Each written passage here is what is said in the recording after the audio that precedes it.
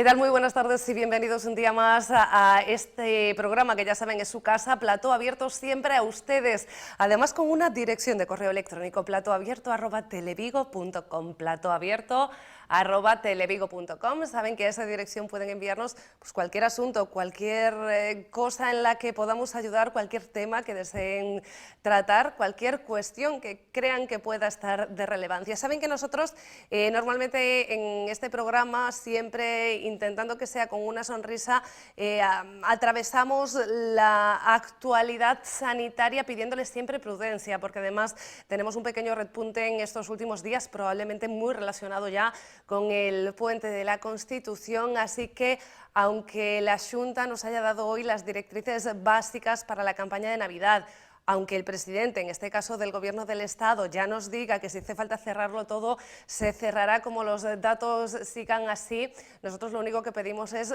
prudencia para intentar, no en Navidad, sino en enero, febrero, marzo, abril, estar todos, seguir bien y poder aprovechar esa vacuna que con suerte se aprueba en Europa el 21 de diciembre y con suerte en nada ustedes están utilizando el correo electrónico para decirnos que ya se han vacunado. Mientras tanto, muchísima prudencia. Todos estos asuntos los han visto ya en el informativo de Televigo. Hoy aquí lo que queremos traer es una pequeña recopilación de buenas noticias culturales. Y ayer veíamos a los hosteleros de nuevo reclamar ayudas porque llevan muchos de ellos prácticamente 9 meses cerrados o con restricciones muy estrictas. Hoy podemos hablar también de buenas noticias en la hostelería. Tenemos, por ejemplo, un restaurante en Vigo que acaba de estrenar estrella Michelin. Hablamos del Silabario. ¿Dónde está? Ahí lo ven, en la sede del Celta, en pleno centro de Vigo, y podemos llegar a comer en él por un menú de 25 euros, para que luego digan que las estrellas Michelin muchas veces son ajenas a nuestros bolsillos. El Silabario es propiedad de Alberto González, o Alberto González es su chef, y él ya sabía lo que era tener una estrella Michelin, en este caso cuando tenía el restaurante en Tui, ahora la recupera. Pero también sí tenemos que destacar una de las estrellas que ha recibido Galicia muy cerca de aquí. En Ogrove tenemos el Culler de Pau y se convierte en el único restaurante gallego que tiene 2 estrellas Michelin. Enhorabuena a ambos. Pero igual que hablamos de hostelería, podemos hablar de turismo y en este caso de aquel fantástico spot promocional de la Diputación de Pontevedra del año 2019, donde ensalzaba nuestras grandezas turísticas y también gastronómicas. Fame de experiencia se llamaba aquel spot, que todavía nos está dejando muy buenas noticias. Ha ganado muchos premios en el último año, pero es que este último mes, hace unos días, ha recibido el que se denomina como el Oscar del Turismo al mejor spot audiovisual. Son los premios World Tourism Film Awards que se concedían la semana pasada, y la Diputación de Pontevedra, este spot en concreto, se llevaba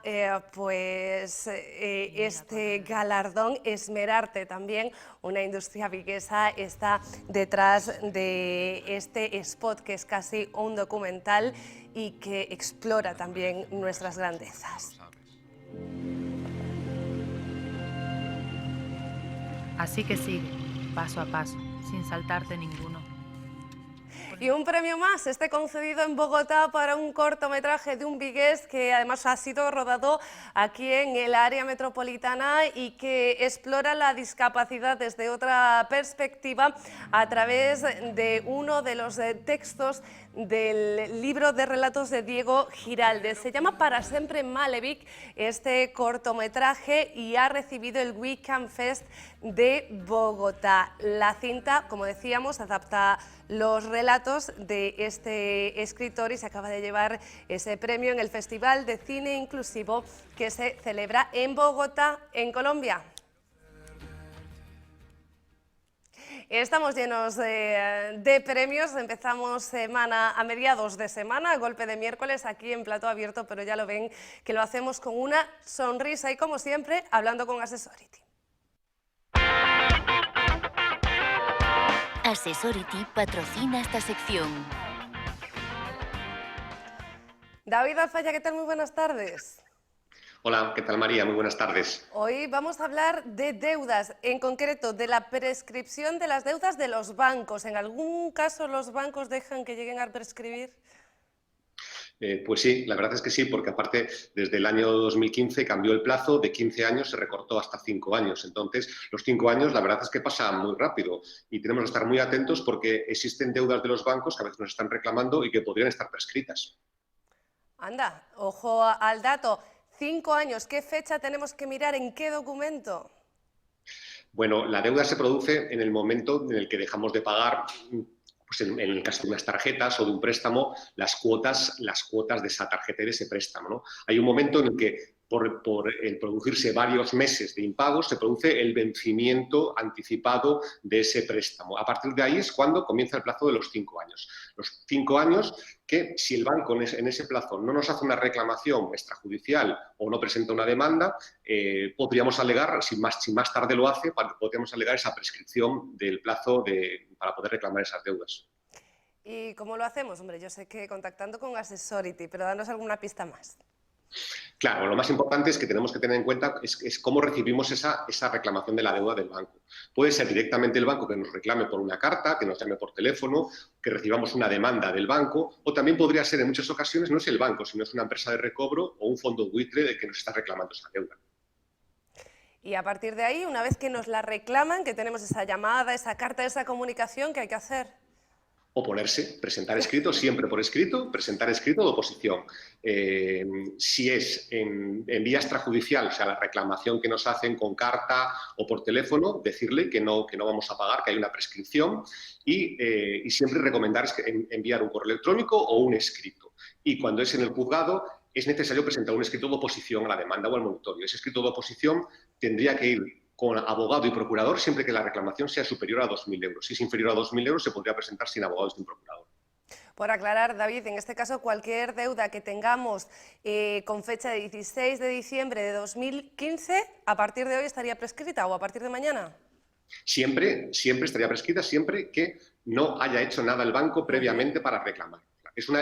La prescripción es una de las causas más importantes o una de las muchas causas que planteamos para oponernos a las deudas bancarias. Aparte de las que ya conocemos y ya hablamos en otras ocasiones, como son la nulidad de los intereses, la abusividad de comisiones o todas estas cosas que planteamos en muchas ocasiones. La prescripción es una más y en algunas ocasiones se reclama, aunque nos parezca increíble, pero sí que se reclaman deudas que están prescritas. Una vez que nos oponemos, ¿qué recorrido tiene?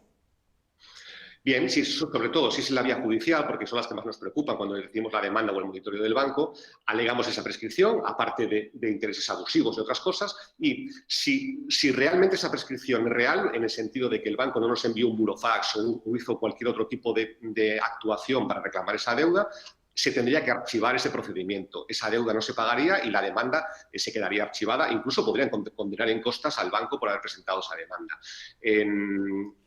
Si es en vía extrajudicial, bueno, pues el banco va a tomar la decisión. Lo que hace muchas veces es vender la deuda a un fondo y luego más adelante pasan 2 o 3 años y ese fondo buitre o esa empresa de recobros nos vuelve a reclamar. Volveríamos a argumentar lo mismo, volveríamos a argumentar la prescripción de la deuda. Oye, que yo estoy centralizando las preguntas en deudas bancarias, pero entiendo que pueden existir otras deudas y la pregunta es, ¿prescriben, lo hacen en el mismo plazo, el procedimiento es el mismo?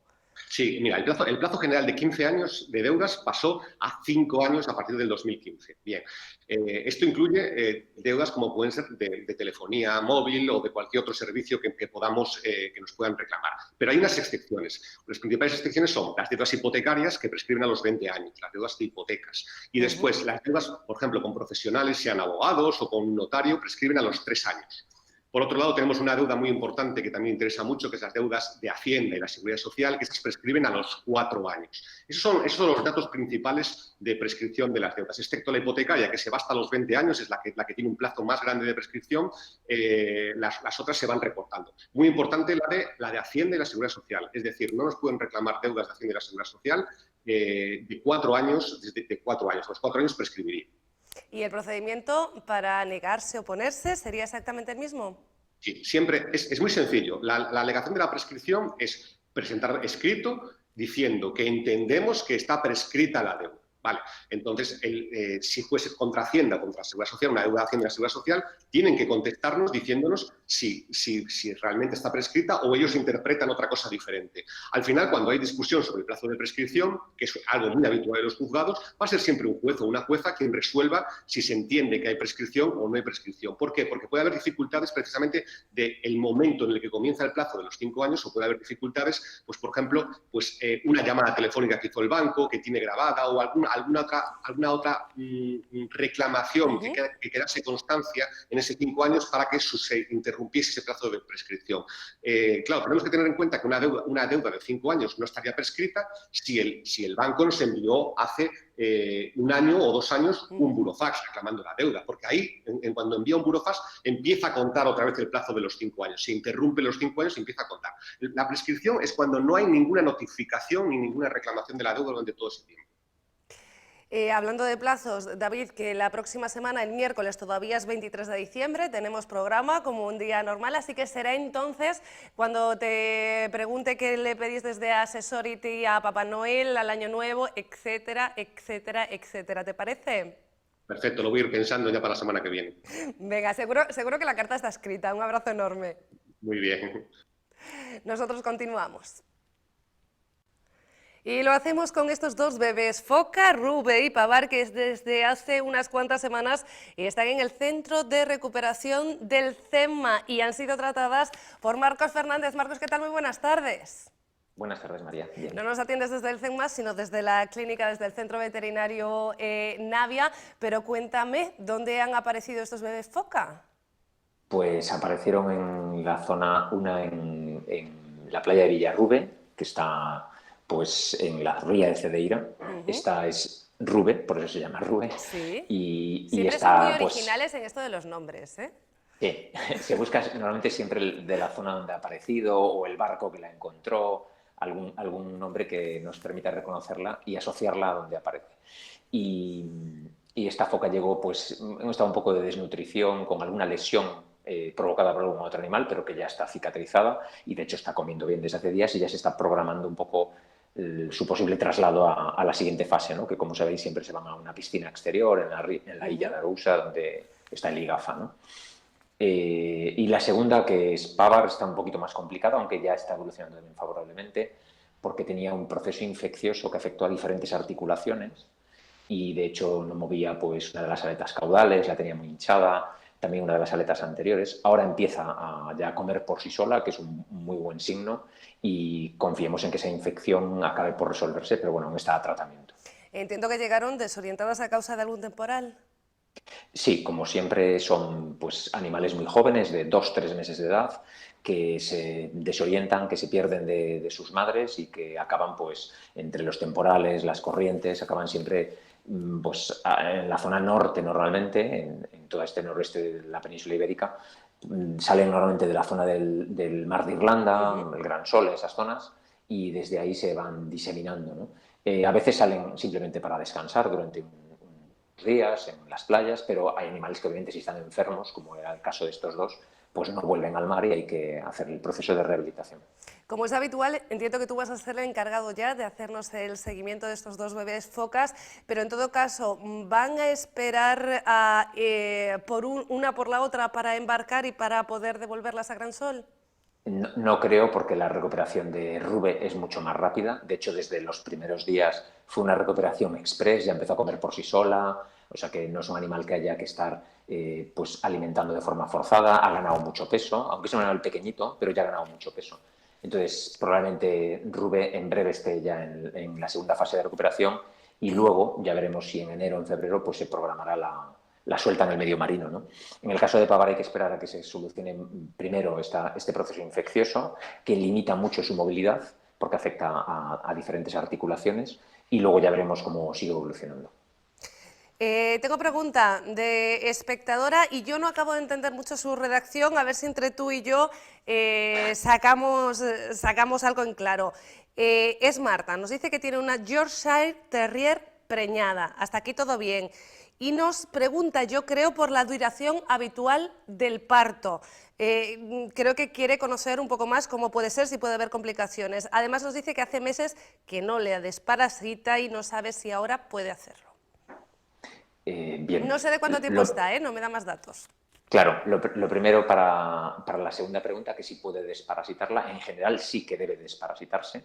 Una perra que está embarazada, sabemos que es importante que se desparasite porque si ella tiene parásitos, sus cachorros cuando nazcan van a nacer ya parasitados y además le puede seguir transmitiendo parásitos a través de la lactación. Entonces sí debe de desparasitarla. No todos los productos están, digamos que, registrados para usar en perras gestantes, por lo tanto hay que ver un producto que sí permita el uso durante la gestación. Y la primera pregunta que decía, que ¿cuánto dura el parto? Bueno, pues esto es muy variable porque depende, por ejemplo, del número de cachorros que tenga una perra. La que ella dice, una Yorkshire Terrier, suelen tener pocos cachorritos, normalmente son 2, 3, aunque a veces puede haber partos más múltiples. Pocos, dice, entonces, sí. Normalmente son pocos. Las razas pequeñitas suelen tener menos cachorros que las razas grandes en general, ¿no? Pero sí que es verdad que entre un cachorro y otro a veces pueden pasar, pues a lo mejor 1 o 2 horas. Si la perra está tranquila no nos tenemos que preocupar, pero a veces hay partos en los que se prolonga y sobre todo nos deberíamos de alarmar si la perra tiene pues contracciones, está haciendo esfuerzos para el parto y pasa más de media hora y no hay producción, no sale ningún líquido, ninguna placenta, no sale ningún cachorro. Ahí sí que hay que ayudarles. ¿Es habitual perdona Marcos que te he interrumpido, ¿es habitual que os llamen para asistir a partos? Pues sí, es bastante habitual. De hecho, ayer precisamente tuvimos una cesárea de una perra parecida, una caniche pequeñita también, que tenía solo un cachorro y que no tenía, pues tenía una distocia, ¿no? No era capaz de expulsar el feto y tuvimos que asistirla pues haciendo una cesárea, ¿no? Esto es relativamente común y en razas predispuestas como la que estábamos hablando, el Yorkshire Terrier, las razas pequeñitas suelen tener más problemas para el parto, pues por la anatomía, por las dimensiones a veces de la cabeza del cachorro. Y sabemos que pues, los yorkies, los chihuahuas, los bulldog, ¿no? Que es muy habitual, acaban pasando muchas veces por cesárea. ¿Cuándo nos debemos alarmar? ¿Cuáles son los síntomas que nos deben decir voy a llamar al veterinario? Lo primero siempre es tener tranquilidad y muchas veces la perra por sí sola lo va a hacer todo, ¿no? Y vamos a notar que los últimos días, cuando ya se está acercando el parto, pues va a tener un comportamiento como de nido, ¿no? Va a buscar una zona donde refugiarse, donde va a tener de forma segura a sus cachorros. El día antes aproximadamente también podemos notar que le baja la temperatura. Para esto deberíamos de tomarle la temperatura a la perra y normalmente suele bajar en torno a 1 grado como 24 horas antes del parto. Esto es aproximado, ¿vale? Pero son señales de que el parto es inminente. Y luego otra señal también es que suelen expulsar en esas últimas horas como una especie de mucosidad, un tapón mucoso que va a manchar la zona. ¿Cuándo nos tenemos que alarmar? Cuando la perra tenga, como os decía antes, pues esfuerzos para el parto, estamos con contracciones, se pone el abdomen muy duro, jadea, tiene signos de dolor y vemos que no hay expulsión, ¿no? Que no sale nada por el canal del parto. En ese momento sí que deberíamos de pedir ayuda al veterinario, ¿no? A veces podemos ayudar a la perra lubricando la zona y si un cachorro está asomando podemos intentar ayudarle, pero si no tenemos demasiada práctica casi es mejor ponernos en manos de un profesional. Pues casi mejor, sí, casi mejor. Bueno, consejo para Marta y sobre otro asunto también relacionado con la actualidad. Muchas veces tocamos el asunto del coronavirus y cómo puede o no afectar a nuestros animales de compañía. Ya nos habías dicho que eran casos extraños, pero que sí que podía afectar a los felinos. Y claro, un león es un felino, como los leones que tenemos en el Zoo de Barcelona.